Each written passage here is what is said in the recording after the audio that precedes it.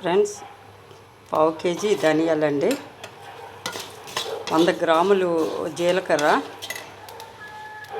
100 గ్రాముల జీలకర్ర వేసుకొని ముందు ధనియాలు బాగా ఫ్రై చేయాలండి. చేసిన తర్వాత అప్పుడు జీలకర్ర ఎక్కువ ఫ్రై అవసరం లేదండి. మనం బయట నుంచి ఏమీ కొనుక్కోకుండా ఇంట్లోనే ఇలాగా నేను ధనియాలు జీలకర్ర పౌడర్ అది ఇంట్లోనే తయారు చేస్తానండి.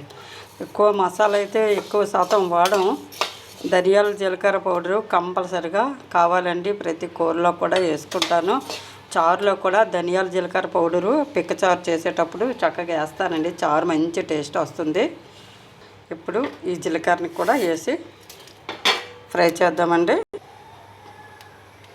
కొంచెం ఫ్రై చేసి చల్లారాక దీన్ని మిక్సీ పట్టుకుందాం.